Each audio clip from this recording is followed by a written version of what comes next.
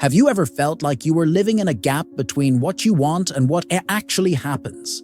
As if your life were on hold, suspended between dream and frustration. There is a silent pain that few people can name. The pain of almost living, almost achieving, almost loving, almost finding yourself. It is a state of emotional paralysis where the soul feels it is close, but never arrives. And this, slowly, steals the sparkle from your eyes, the courage from your heart, the faith in the invisible. But what if I told you that this waiting no longer needs to be a desert, that there is a silent bridge between the now and what you want so much, and that this bridge is built within? Napoleon Hill called this emotional faith, assumed before visible evidence, a practice, a vibrational posture, where you feel as if it were already real, where you think as if you already possessed it, where you move as if the invisible were already applauding you. And no, this is not denial of reality. This is vibrational intelligence. This is how creative minds live. Andrew Carnegie taught that actively imagining is not an illusion. It is a rehearsal, an energetic rehearsal where the brain begins to familiarize itself with the new frequency and the body begins to align itself with what has not yet manifested. But there is a hidden danger, doubt disguised as realism. That voice that says, "I'm just being down to earth," but inside is afraid of being disappointed again. Questioning everything all the time is not lucidity. It is often emotional protection. And this protection gradually transforms into a frequency prison. Because the universe does not respond to your desire. It responds to your vibration.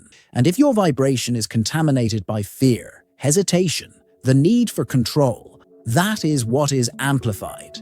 That is why talking about manifestation without talking about vibrational coherence is like trying to light a candle in the wind, thinking one thing, feeling another, acting in another direction. There is no field that can sustain it. Manifestation only becomes anchored when thought, emotion, action, and imagination breathe together, when your vibration begins to faithfully rehearse what you want to experience before living. And here is a profound key that neuroscience confirms. The brain does not distinguish between real experience and imagined experience. This means that when you pretend with conviction, the brain accepts it as truth. It begins to reconfigure its patterns. It begins to create new pathways. The body reacts, the vibration adjusts, and the field begins to respond. That is why pretending that everything is working is not pretending. It is alignment. It is future presence. It is faith in the form of frequency. It is deciding to move as if the invisible has already said yes. And it has already said yes. But you will only hear that yes when your vibration stops screaming, "Not yet." In this video, you will delve deeply into the silent pillars of this practice. Not as a formula, but as a state, a rehearsal, a vibrational preparation for that which on some level is already yours. Because pretending with soul is not lying, it is beginning to become the invisible error of those who wait for the right moment. There is something profoundly subtle, almost imperceptible, that prevents many people from advancing spiritually and vibrationally. It is waiting, but not just any waiting. It is waiting disguised as prudence, wisdom, as "I need to be prepared." It is waiting that hides under the excuse of "it is not the right moment yet." The mind learns to justify inertia with logic. But logic, when disconnected from the soul, becomes a prison, and time passes, and the soul feels it, because what it wants is not a perfect plan. What it wants is the step, even if it is shaky, even if without guarantees. Waiting for improvement to act is aligning yourself vibrationally with scarcity. When you say to yourself, "When I am more confident, I will start," you are affirming, without realizing it, that now you are not enough, that now you are incomplete, that now you are not ready to receive. And the field hears this. It does not respond to your desire to act. It responds to your decision to wait, because waiting energetically is declaring, "I am not yet." And the universe replicates this precisely. It does not punish, it only reflects. The mind conditioned to react will never become a creative mind. And this is one of the great keys that Napoleon Hill left. The mind that waits for conditions to move is, in fact, living in reaction to the visible. It only responds. It only reacts. It needs proof, signs, external confirmations, but the creative mind anticipates. It feels before seeing. It vibrates before touching. It moves before evidence, because it knows that this is how reality is shaped, from the inside out. That is why the biggest mistake is not acting wrongly. It is not acting for fear of making a mistake. It is waiting for guarantees in a universe that only responds to surrender. Faith, at this level, is not a passive belief. It is an invisible action. It is you moving even without seeing. It is you vibrating as if you already were. And then life begins to find you, because it doesn't recognize promises. It recognizes frequencies. And your frequency only changes when you stop waiting and start rehearsing the reality you want to live. Beware of self-sabotage disguised as realism. The voice that holds you back doesn't always come from insecurity. Sometimes it comes dressed as prudence. Sometimes it whispers in a calm tone. Better not to create expectations. It's safer to keep your feet on the ground. Don't fool yourself again. And it seems sensible. It seems careful. It even seems mature. But inside, this voice hides something deeper. The fear of being disappointed again. The fear of wanting and not getting it. The fear of opening up and not being welcomed. So, the spirit withdraws. Not for lack of will, but for too many poorly healed wounds. The feet on the ground often means fear of being disappointed again. And this fear creates a kind of energetic protection that, instead of protecting, paralyzes. Because excessive realism is not a trait of high consciousness. It is a vibrational shield against desire. It is a sophisticated way of saying, I don't believe it can happen. And the universe responds. Because the universe, more than any other, respects your vibration. It doesn't go where you don't allow yourself to feel. It doesn't deliver what you, deep down, think you can't live. That's why, every time you justify your stagnation with phrases like, it's better to wait, it's not quite like that, you can't live on dreams, take a look. Maybe it's not lucidity, maybe it's trauma, maybe it's a wounded faith trying not to die, maybe it's you trying to protect what hope still remains. But protecting hope too much is also suffocating faith. And without sustained emotional faith, as Napoleon Hill taught, there is no bridge between the invisible and the visible. Without this faith, every action loses its soul, every intention loses strength, and time becomes just time, not a path. True spiritual lucidity is not afraid to dream. It is not afraid to desire intensely. It understands that desire is a vibrational map, a sign of what is already pulsating in the field of possibilities. Pretending you don't want it, pretending you don't feel it, pretending that everything is okay with little, that's not maturity. It is a spiritual anesthesia.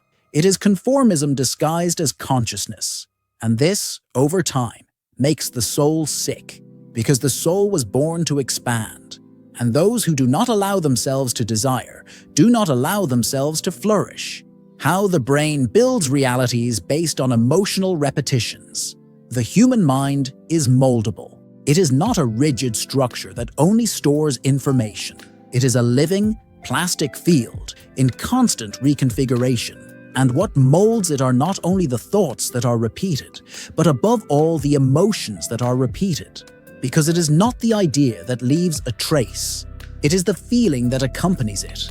The brain records more deeply that which is charged with emotion, be it pain, desire, hope, or frustration, brain plasticity, and neural coherence. The name may sound technical, but the essence is deeply spiritual. Every time you feel something intensely and frequently, your brain understands that it is real, even if it has not yet happened in the external world. If you repeat feelings of failure, fear, scarcity daily, it records this as truth, and it begins to look for evidence that confirms this pattern. Not because the universe is against you, but because your mind has become accustomed to this vibrational field, and it only recognizes what it already knows. But there is a way back. When you start to rehearse new feelings, higher internal experiences, mental images full of intention and soul. The brain, little by little, begins to accept this new script. At first, it resists, it questions, it doubts. But if you insist with truth, with surrender, with presence, it begins to give in. It begins to create new connections. It begins to recognize new possibilities. And that is the turning point. Because the brain, by validating the new, begins to orient its perceptions, decisions, and behaviors towards this new frequency, external life begins to move, not as magic, but as a consequence. Repeating emotions with awareness is rewriting one's own reality. It is like redrawing the invisible contours of what will be manifested. The quantum field responds to the dominant frequency, and this frequency is born within. It is born from repeated emotional choices. So pretending that it's working, if done with true emotional surrender, isn't fooling yourself.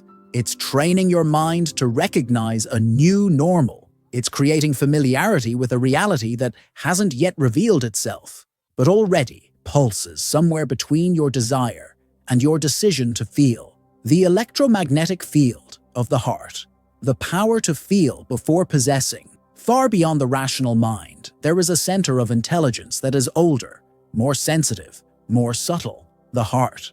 Not the emotional heart in the romantic sense, but the energetic heart. The electromagnetic field it emits is dozens of times more powerful than that of the brain. It is in it that the power to feel before possessing resides. It is the heart that vibrates. It is the heart that sends signals to the field. It is the heart that silently commands the type of reality that begins to form around it. Joe Dispenza describes this clearly. The heart, in a state of gratitude, love, anticipated joy, becomes a quantum antenna.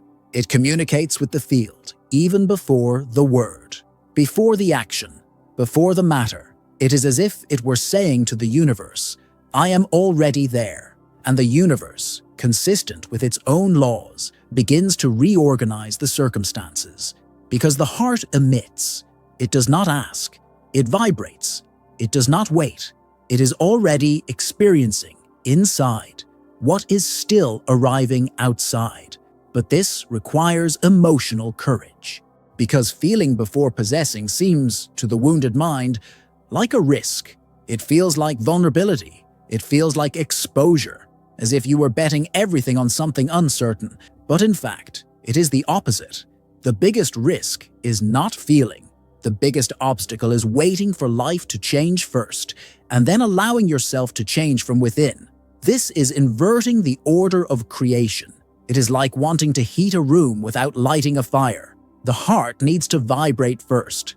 It needs to pulse with what you want to experience. It needs to anticipate the sensation, because it is this emotional anticipation that opens the invisible paths of manifestation. The heart has a wisdom that does not depend on logic. It feels truths that thought does not yet understand.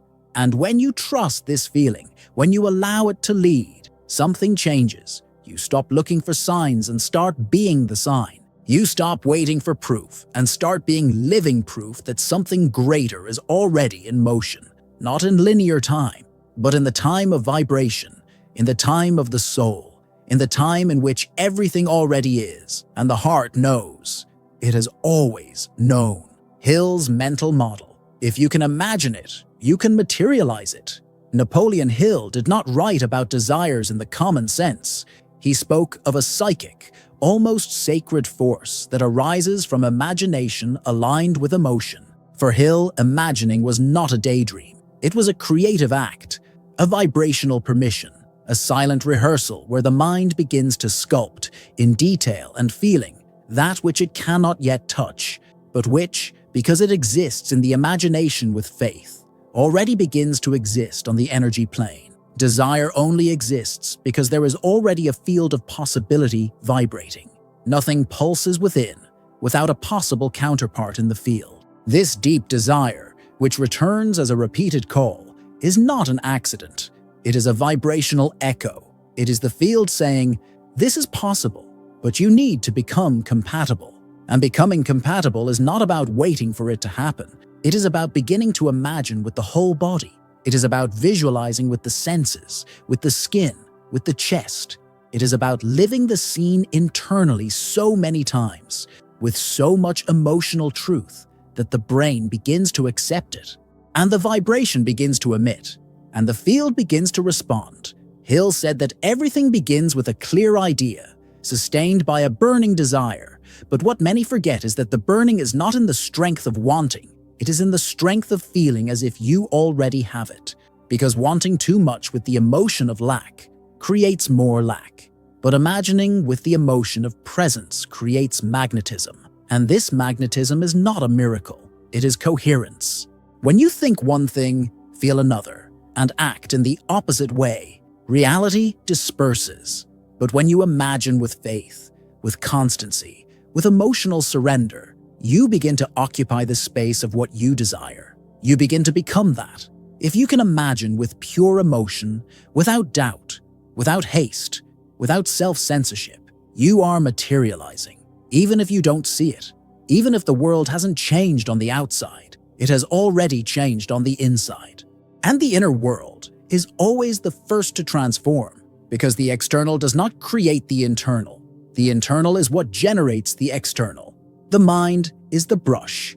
The heart is the paint. Reality is the canvas. And it all begins with the image that you sustain with your soul. Because where there is imagination with faith, there is creation. And where there is creation, there is a path. Always. Why pretending is not lying, it is reprogramming. There is a distorted view that still hangs over the act of pretending, as if it were something dishonest, an escape from reality, an empty theater.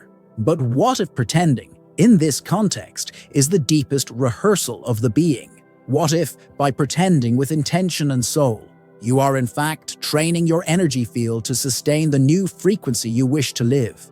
The practice of act as if, as Napoleon Hill taught, is not about lying to yourself.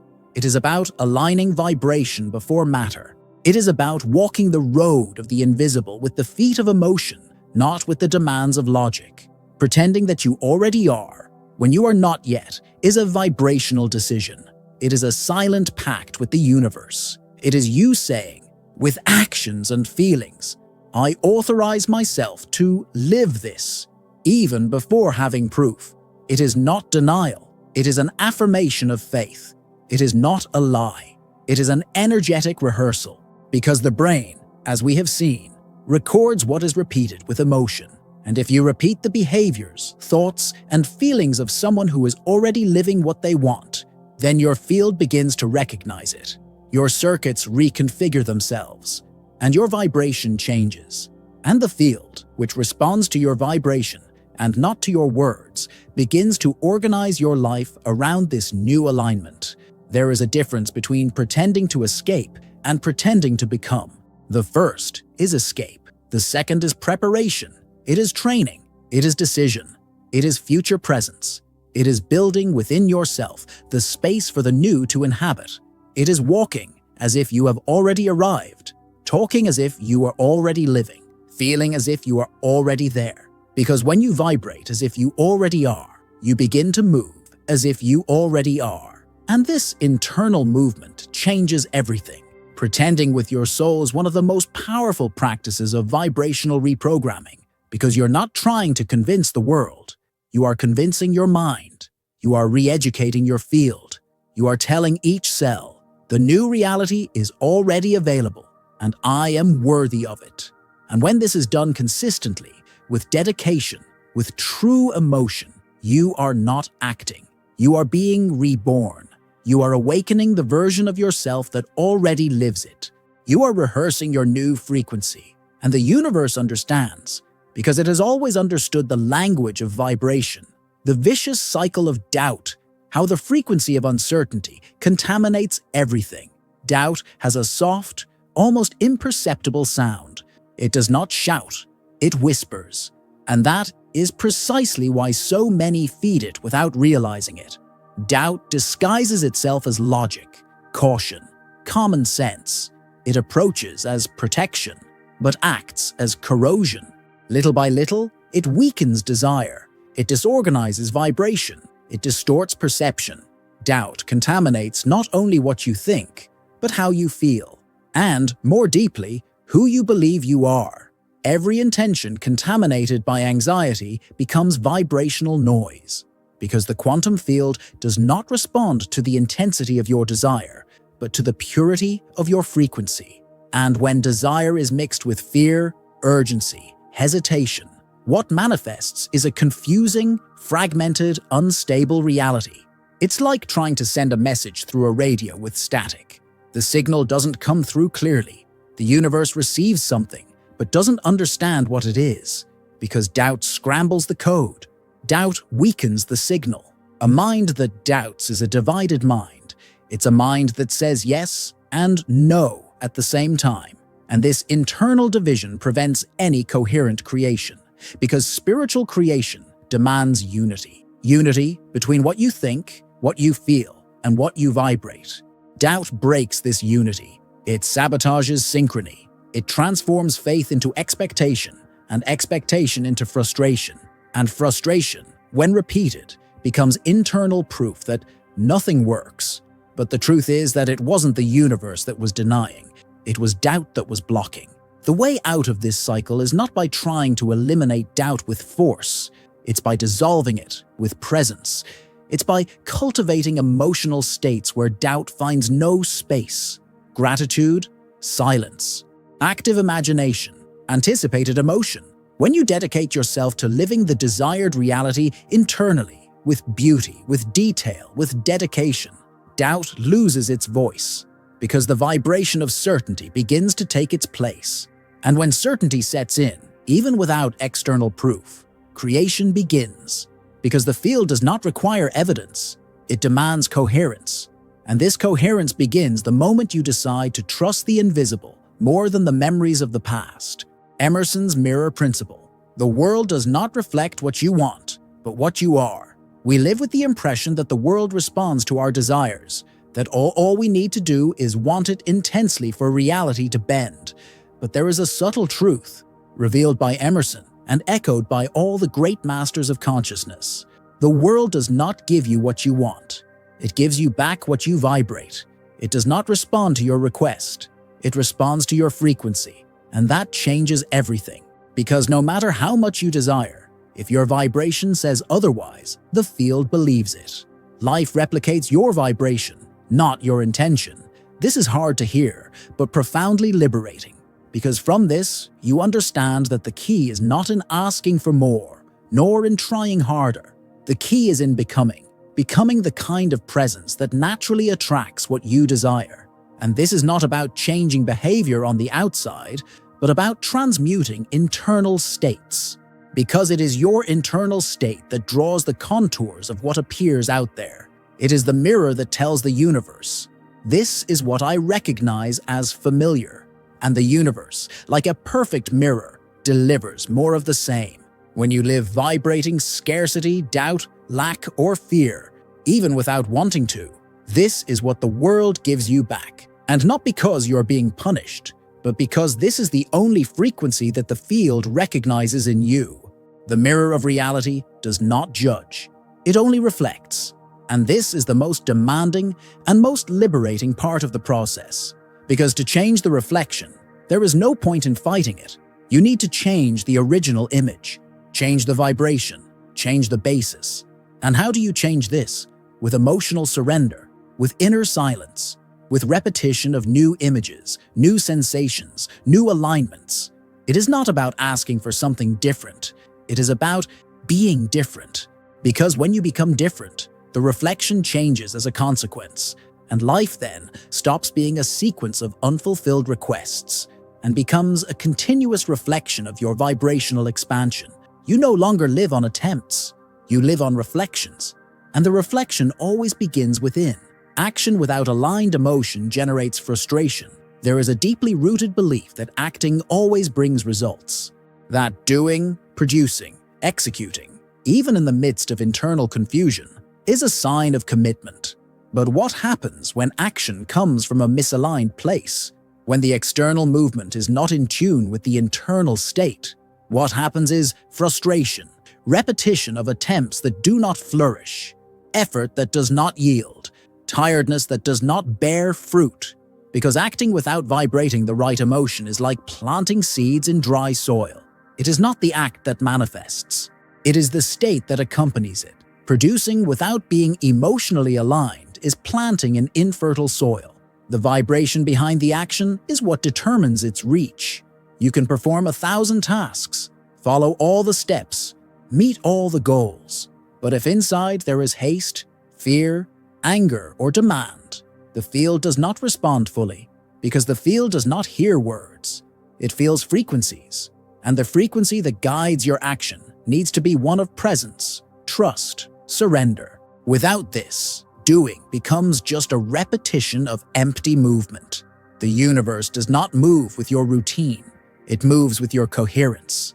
Coherence is when what you do is in harmony with what you feel, with what you believe, with what you visualize. When your heart is in the gesture, when your soul breathes within the choice. This is fertile action, action with roots, action with a vibrational field behind it, action that touches the invisible. And when this action happens, even if small, it moves realities, because it does not come from urgency. It comes from alignment. It does not come from lack. It comes from connection. The external world does not need more speed. It needs more truth. Movements that are born from silence, not from anxiety. Actions that spring from clarity, not from fear. And when you start acting like this, with soul in the gesture, with emotion in the detail, with truth in the doing, the field responds. Because it recognizes what is whole. It expands with what is authentic. And frustration gives way to fulfillment, not because you did more, but because you did it with presence. And that, energetically, changes everything. The paradox of time. Haste sabotages the quantum field. There is a silent anxiety that contaminates even the purest requests. A desire to see it soon, to make it happen soon, to materialize it now. And behind this, the feeling of urgency. But the quantum field does not understand haste as an intensity. It understands haste as scarcity. Because energetically, every urgency carries an invisible message. I don't have it yet. And this vibration, even if unconscious, reinforces the lack. It feeds the void, and the field responds to this. Always. Urgency creates a frequency of lack, and the field does not deliver what you ask for. It delivers what you vibrate. If your vibration says, "It's not here yet," that is what expands. That is what remains. That is why so many people feel like they are doing everything right, but nothing changes, because they do it in a hurry. They vibrate with desperation. They visualize with anxiety. And haste, although it seems motivating, is a subtle poison. It disconnects from the now. It creates a hole between what is and what should be. And within this hole, manifestation is lost. The time of the field is not linear. It is vibrational. What determines arrival is not the calendar, but internal coherence. What matters is not how much time has passed, but how deeply you are aligned. The universe does not rush or delay. It mirrors. It returns. It responds. And when you let go of urgency, when you breathe with the time of the soul, when you anchor yourself in the now with confidence, then manifestation begins to approach, because your vibration has stopped running after and has started to become. Letting go of time is not giving up. It is trusting. It is not stopping acting. It is acting in peace. Because when you act with inner tranquility, you create space for the invisible to organize itself. You leave the path of doubt and enter the path of presence. And in presence, everything flows. Everything is organized. Everything arrives. Not because you ran, but because you stopped resisting. And the universe, finally, found space to manifest itself in you. Why visualization fails for many. For many, visualization has become just a mental exercise. Closing your eyes, imagining a scenario, repeating images, creating future scenes. But what few realize is that visualization is only creative when it vibrates, when it moves the field of feeling from within. Because the universe does not read images. It reads emotions. It feels the vibration that accompanies what you visualize. And if this vibration is loaded with distance, with "it's not real yet," with empty expectation, then nothing moves. It is not what you see with your mind's eye, but what you feel when visualizing. If your visualization is accompanied by doubt, by demands, by comparison with the current reality, it becomes an affirmation that it does not yet exist. And this affirmation is imprinted on the field, because the field does not understand your intentions. It understands your vibrations. If, when visualizing, you feel more longing than presence, more need than gratitude, more resistance than surrender, then the effect is not co-creation. It is reinforcement of absence. Visualizing with power is visualizing with the body. It's about experiencing the scene as if you were already there. It's about feeling the scent, the sound, the texture. It's about feeling emotional as if it were already happening. It's about being thankful as if you had just received it. It's about bringing into the present what seems like the future, and doing this so consistently that the brain begins to accept it, the heart begins to emit, the field begins to mirror, and life begins to change, not by magic, but by vibrational coherence. When you visualize with emotional truth, you're not just creating an image, you're creating a new field of possibilities. You're anchoring a new frequency. You're saying with your whole body that this is already part of you. And this silent declaration, made day after day, dissolves resistance. It dissolves the when, and it transforms time into presence. And presence, when sustained, transforms desire into reality, because there is no reality more powerful than that which is felt before it is seen. Inner silence, the forgotten technique of reprogramming. In today's world, silence has become a rare luxury. There is noise everywhere, on the streets, on cell phones and conversations, on social media, and perhaps most disturbing of all, the noise that inhabits the mind itself, thoughts that never cease, worries that repeat themselves, images from the past that invade, projections of the future that suffocate. And it is in this chaos that many try to manifest, align, visualize. But there is a vibrational truth that cannot be ignored. No manifestation occurs fully when the internal noise is louder than your presence. Without internal silence, the dominant vibration will be that of mental chaos. Even when you repeat positive affirmations, even when you visualize with effort, even when you try to focus on something greater, because it is not the external gesture that commands, it is the internal state. And if there is confusion, haste, demand, criticism within you, that is what is projected into the field. Silence is not the absence of sound, it is pure presence. It is the moment when the soul can finally breathe without interference. It's when you don't try to control, you just become. It's when the mind doesn't scream, it observes, it surrenders, it listens. The deepest vibrational reprogramming happens in silence, because it's in silence that the nervous system calms down, that the heart slows down, that the body understands that it can trust. And in this state, the subconscious opens up. It becomes receptive. It begins to absorb more easily what is whispered with intention. And it doesn't take much. It's not the words that heal. It's the energy with which they are felt. It's the vibration with which they are offered to the field. When you create a daily space of silence, even for a few minutes, you are saying to the universe, I am ready to listen. And what you hear in those moments is not an audible voice. It is an inner clarity that arises, an idea that arrives, a peace that descends, a confidence that grows. Silence doesn't respond with phrases. It responds with frequency, and that frequency is the foundation on which a new reality is built. Napoleon Hill understood the importance of a focused mind, but without inner silence, focus becomes tension, attention becomes obsession, and faith becomes fragile. Silence heals the rush of the mind and awakens the soul's listening. Because there is wisdom that is only revealed in the void. There are vibrational codes that are only accessed when everything ceases.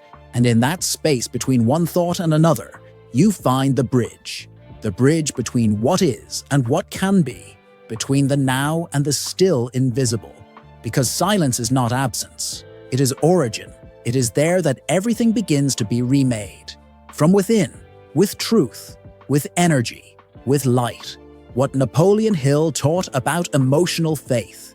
The word faith has over time been clothed with religious and dogmatic meanings. But for Napoleon Hill, faith was not a dogma, nor a blind belief. It was an emotional, vibrational state, an internal decision sustained with such clarity, with such conviction, that the universe could not ignore it. Faith, in its deepest context, is internal coherence maintained over time.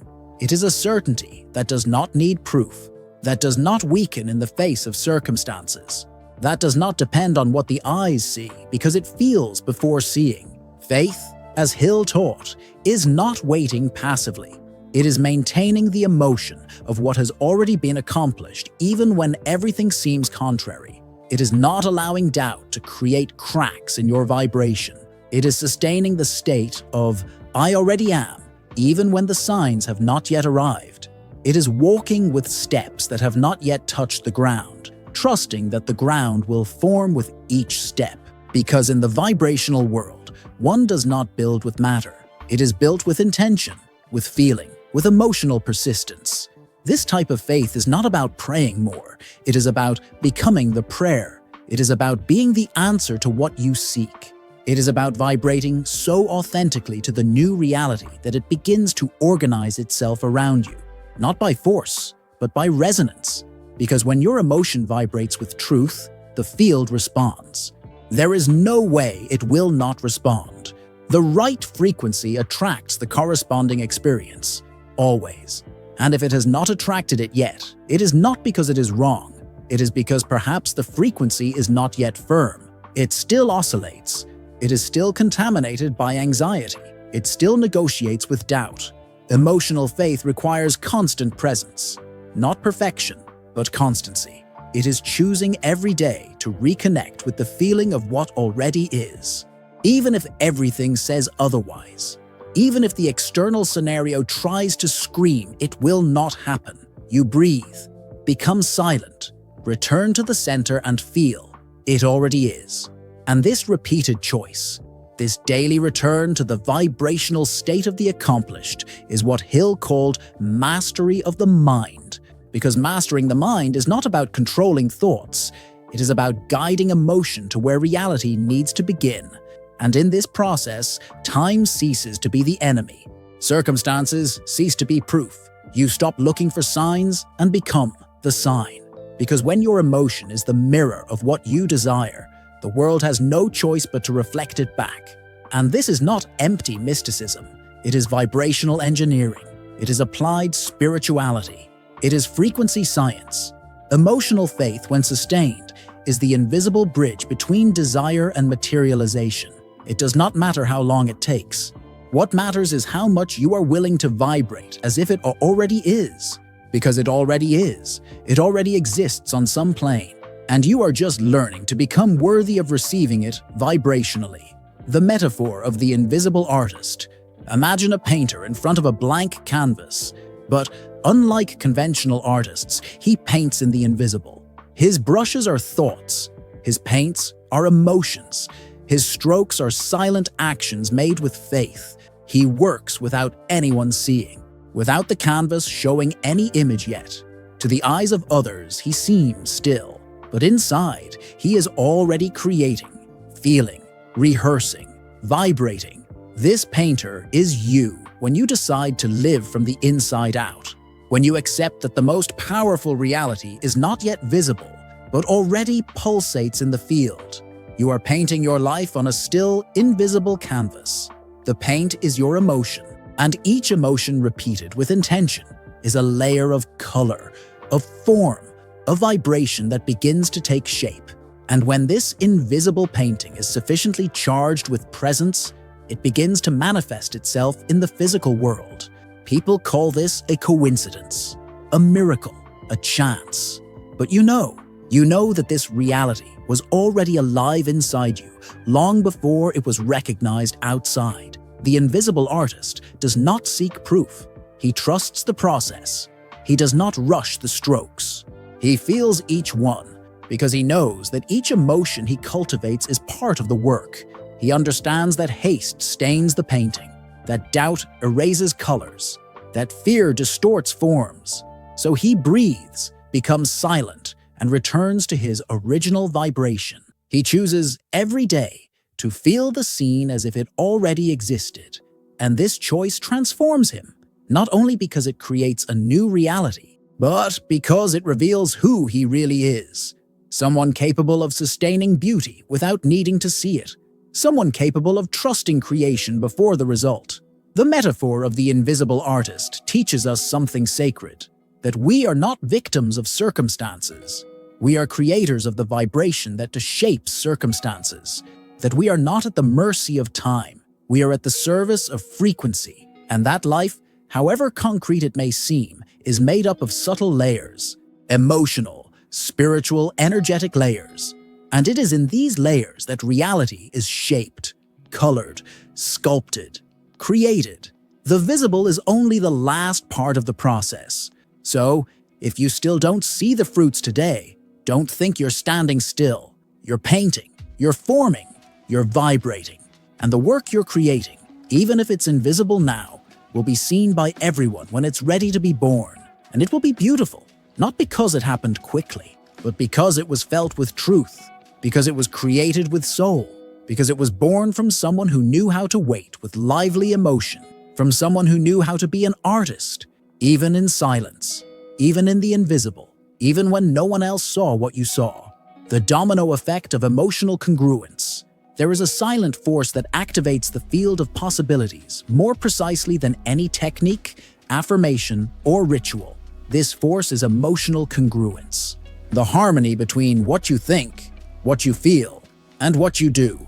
When these three elements vibrate at the same pace, reality adjusts, opportunities arise, synchronicities happen, and what seemed distant, improbable, or slow simply comes closer, not by magic, but by energetic coherence. Because the universe responds with clarity to those who have become clear within. When mind, emotion, and attitude align, the universe responds with synchronicity. You begin to notice coincidences that are not coincidences. The right people arrive. Doors open. Ideas emerge in moments of silence. Small movements become great accesses. All this happens because you have stopped being a divided frequency. You have started to emit a continuous, stable, full signal. And this signal, because of its constancy, becomes magnetic. It attracts. It reveals. It collapses possibilities. But this state is not born of effort. It is born of choice. The choice to stop fragmenting one's energy, to stop thinking in one direction, feeling in another, and acting in yet another. Incongruence, even when subtle, weakens the field. It's like trying to row in three different directions. You expend energy, but you don't get anywhere. Congruence, on the other hand, concentrates power. It gives direction. It guides the flow. And that's what activates the vibrational domino effect. A small internal change, when done wholeheartedly, moves everything around it. It's a gesture with soul, a thought with presence, an action with truth. That's what reorganizes the field. The secret is not in doing more. It's in being whole in what you do. It's in feeling what you think, in thinking what you feel, in acting according to your inner vision. When this happens, time collapses. The universe responds, and life transforms not through continuous effort, but through coherent vibration. You become a center of clarity, a vibrational beacon. And as Napoleon Hill said, the invisible forces begin to cooperate with you, not because you forced them, but because you became compatible. You became truth. And truth, when vibrated with constancy, moves everything. Everything. The trap of passive hope. Waiting is a dangerous verb when it is not accompanied by vibrational action. Many people confuse faith with passivity. They believe that trusting in the timing of the universe means crossing your arms, tolerating discomfort, remaining still in the hope that something will change out there. But this waiting, when devoid of living energy, becomes a veil of stagnation, and little by little, without realizing it, what was faith turns into apathy. What was desire turns into conformity, and what was potential turns into silence. Waiting without acting, Vibrating or adjusting your frequency is like having a car without fuel. The structure is there, the direction is set, but there is no movement, there is no energy guiding the way. And then the feeling of being stuck intensifies. The days repeat themselves, emotions become denser, and the soul begins to lose faith, because the soul was not made for inertia. It needs to express itself. It needs to move. It needs to vibrate. And this vibration is not about external activity. It is about internal activity. It is about moving emotionally in the direction of what you want to experience. Passive hope is the absence of presence. It is keeping the desire as a distant point, as something that one day may happen. But this one day vibrates at a frequency that never arrives, because spiritual time does not recognize dates. It recognizes states. And when you vibrate in one day, the universe understands that it is not now yet. And now is the only time in which creation happens. It is in the now that you rehearse, that you feel, that you align yourself, that you activate the field. True hope is active. It is a hope that feels, that breathes the future in the present, that dresses itself in what is not yet visible, but is already felt. It is a hope that does not wait. It vibrates. That does not hide. It pulsates. That does not deceive itself. It transforms. Because it does not depend on external change to exist.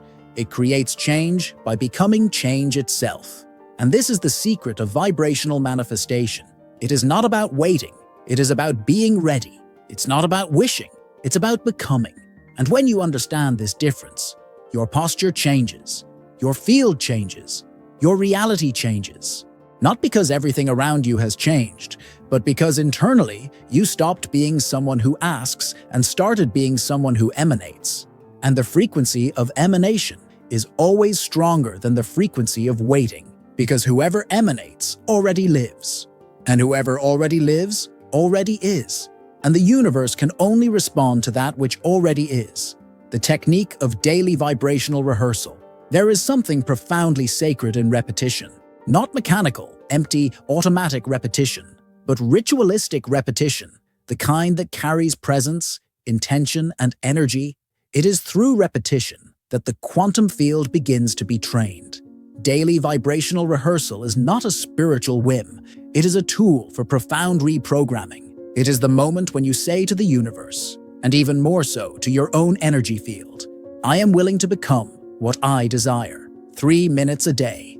3 minutes of true emotional surrender, feeling like you are already living the life you want. 3 minutes that do not require a perfect setting, do not require absolute silence, do not require complex techniques. They only require presence. 3 minutes in which you breathe as if you were there. Walk as if you already were. Look around with the eyes of someone who has conquered. Feel in your chest the gratitude of what has already been accomplished. 3 minutes in which your heart emits signs of victory, not as a promise, but as a state already achieved. And what seems small becomes immense when done regularly, because the subconscious learns through repetition. The brain reconfigures circuits through repetition. The field responds to constant vibration. And if this constancy is genuine, felt, ritualistic, then the universe begins to collapse realities faster, because there is no vibrational resistance. There is no deep-rooted doubt. There is no emotional noise. There is only a silent certainty that reaffirms itself every day, not with words, with state, with frequency, with vibrational presence. Daily rehearsal is not about convincing yourself. It is about familiarization. The more familiar you become with the feeling of already being, the more natural it becomes. And when something becomes natural, the field understands that it is part of you. And when it is part of you, it manifests itself, not as something that comes from outside, but as something that sprouts from within, like a flower that was already being watered every day, in silence, until it bloomed before your eyes. And in this blooming, there is no surprise. There is recognition, because you were already there, every day for 3 minutes. This practice, when carried out with soul, becomes a vibrational foundation. You no longer start the day by chance. You start already connected, already aligned, already positioned. And this changes everything. Your posture changes. Your gaze changes. Your words carry another intention. Your energy rises. And the world, which before seemed distant, begins to bend to your new frequency. Because now you are no longer waiting, you are rehearsing. And those who rehearse with truth inevitably step onto the stage of their own creation. It's not about appearing, it's about becoming. In a world where appearance is constantly validated, where success is often measured by what you can show, there is a silent trap, that of appearing without becoming. Pretending on this path of awakening is not about creating a mask to impress. It's about building, vibrationally, a new state of being. Pretending with soul is rehearsing the version that already lives inside you, but has not yet found space to flourish. It is a process of silent, intimate, profound transformation, which happens far from the eyes of the world. Becoming something is different from representing something. When you represent, you seek approval. When you become, you seek coherence. Representation wears you down. It requires continuous effort to maintain an image. But true transformation requires surrender, not effort. It's not about appearing confident. It's about accessing vibrational confidence. It's not about acting as if you were successful. It's about aligning yourself with the frequency of achievement. It's about exchanging the expectation of external validation for the inner certainty that you are already in the process of embodying your new identity. This process is gradual, and that is why it requires compassion. You don't become this overnight. You rehearse. You get closer. You tune into the new state. Each thought chosen with awareness. Each emotion nurtured with truth. Each action done with presence. All of this is part of the process of honing. It is as if each vibrational gesture said, "I already am this," even if it has not yet revealed itself on the outside. And this energetic consistency is what builds the new reality. Becoming is a silent verb. It does not shout. It does not show off. It breathes. It moves in harmony with the soul's timing. It respects the process. And this respect creates fertile soil. Because when you stop chasing after appearances, you begin to attract what truly corresponds to your essence. Connections change. Choices are refined. Experiences align. Because the universe recognizes who you have become, not who you merely desire. It responds to vibrational truth, not to emotional performance. And then, little by little, without forced effort, without fanfare, you realize that you are no longer pretending, that what seemed distant is now part of who you are, that what you were rehearsing is now your new natural state. You are no longer trying to appear, you have become. And this, energetically, is irresistible, because whoever becomes no longer needs to prove anything. They just vibrate. They just live. They just are. And that is enough. It creates. It transforms. It sustains. True story. The businessman who pretended to be successful while going bankrupt. Amidst the silent chaos of a nearly empty coffee shop, a man refused to accept the reality that his eyes insisted on showing him. The empty chairs, the cash register with barely any movement, the aroma of coffee that dissipated in the air without witnesses. For many, this was a picture of imminent failure. But for him, it was just a temporary scenario, a blank canvas about to be filled with the vision that was already pulsing inside him. He didn't ignore the numbers. He knew that he only sold 1 coffee per hour. But instead of giving in to despair, he chose to live as if success were already a reality. He arrived early, prepared the place with care, lined up the chairs, as if he were expecting a crowd. And, most importantly, he sat down for a few minutes every day, closed his eyes and visualized lines at the door, satisfied customers, laughter, lively conversations. He felt the emotion in his chest of seeing his coffee shop vibrant, full of life. This daily practice was not a mere exercise in imagination. It was a vibrational rehearsal, an energetic preparation for the reality he was determined to manifest. He understood, perhaps intuitively, that the universe responds to the frequency we emit, not to the reality we observe. And by keeping his vibration aligned with the desired success, he began to notice small changes. A new customer here, a recommendation there, an unexpected compliment over there. Over time, these small changes became significant. The coffee shop began to attract more customers. The business increased. The place came to life. Today, this man makes millions. His coffee shop is a renowned meeting place, known for its quality and welcoming atmosphere. But true success is not just in the numbers. It is in the internal transformation he experienced, in the decision not to let himself be beaten down by circumstances, in the courage to live the desired reality before it manifested itself. This true story reminds us that pretending with soul is not lying. It is rehearsing your new being. It is sustaining the frequency of success before it becomes visible. It is acting, feeling, and thinking in alignment with the desired reality, even when everything around seems to contradict this vision. Because as Napoleon Hill taught, what the mind of man can conceive and believe can be achieved. And this businessman conceived, believed, and achieved, not because he waited passively, but because he actively lived the reality he wanted to create. The silence of the universe as confirmation. There are times when everything seems to stop. The mind becomes restless, the heart contracts, and the silence around you becomes almost unbearably heavy. No sign, no response, no evidence that what you so desire is approaching. And in this silence, many get lost. Many give up. Many interpret the lack of movement as a spiritual rejection, as if the universe were silent because it decided to ignore them. But this is one of the great illusions of the vibrational path. Silence is not absence. Silence is a test. The universe responds first with silence to test your coherence, to see if your vibration is sustained even without immediate rewards, to see if your faith is conditioned or true, to evaluate if you are acting for the result or for the vibrational truth that you have decided to inhabit, because anyone can believe when everything is going well, but few can sustain the state when the world is still in apparent pause.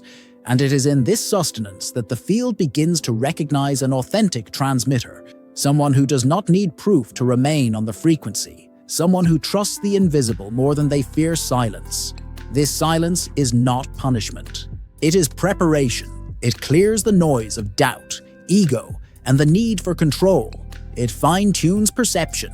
It makes room for the new frequency to establish itself more deeply within you. And when this frequency settles firmly, without depending on external responses, then yes, the field begins to reorganize itself. Because now it knows that you don't just want it, you have become it. You are already vibrating the new reality in such an integral way that nothing else needs to be proven. Many abandon the process at this point, because they confuse silence with denial. But silence is part of the cycle. It is the dark night before birth. It is the interval before the new melody. It is the space that life needs to move in visible pieces. And if you can get through this silence without losing your vibration, then you will be closer than you imagine. Because it is not the noise of confirmation that manifests. It is the silence of internal certainty. And when it becomes unshakable, the universe responds. Not as a gift from outside, but as an echo of what you have been vibrating for a long time. In silence, in soul, in truth. The visible world is a delayed echo of your vibration. Everything you live now, everything you can touch, see, experience, every detail of your visible reality is the result of a previous vibration, of an internal state, of a felt belief, of a sustained emotion. Matter is slow. It takes a while to respond, but it responds. Always. It moves at the rhythm of the field, at the rhythm of faith, at the rhythm of energetic constancy. And when you understand this, you stop seeking immediate changes and begin to cultivate a lasting frequency, because you understand that the world is an echo. It does not cause. The cycle of manifestation, as taught by Napoleon Hill, is clear. Thought generates emotion. Emotion generates action. Action generates reality. But it all begins in the invisible, in the idea you accept, in the emotion you repeat, in the vibration you sustain, even when the external is still quiet. And the world, like a delayed mirror, begins to reflect this change, first in small things, in subtleties, in synchronicities, and then in structures, in people, in concrete possibilities. But everything starts long before what meets the eye. W. Clement Stone spoke about the power of a positive mental attitude even in the midst of chaos, not as denial, but as a vibrational decision, like someone who chooses to turn on an inner light even when the night seems too long. This choice is revolutionary, because most people bow down to their circumstances, but those who maintain their vibration, even when everything outside says otherwise, are silently redesigning their destiny. They are collapsing realities with the force of energetic persistence. They are saying to the universe, "I trust so much that I already vibrate as if it were real." Life is shaped by emotional anticipations. What you feel now is what will be reflected later. Those who pretend with faith are training their field. They are preparing the ground for the arrival of the new. It is not about pretending in the sense of lying, but in the sense of inhabiting the desired state in advance, of becoming before having, of vibrating before seeing. And this practice is not mystical nor illusory. It is scientific. The brain records. The field responds. Vibration organizes. Your new reality already exists on some plane. It already pulses in the field of possibilities, and it is just waiting for its frequency to become compatible. And this does not happen in a day. It happens with a repeated decision, with a renewed presence, with a vibrational fidelity that is not broken by doubt. Because the universe does not deliver when you ask for it with force. It delivers when you vibrate with constancy. And this constancy is born from the most liberating understanding of all. The world is not a cause, it is an echo, and the echo always returns, sooner or later, exactly with the sound that you have been emitting inside. You are not faking success. You are rehearsing the frequency that will bring it to you. At some point in our journey, we are all tempted to doubt, to look at the world around us and ask, is it really worth continuing to believe?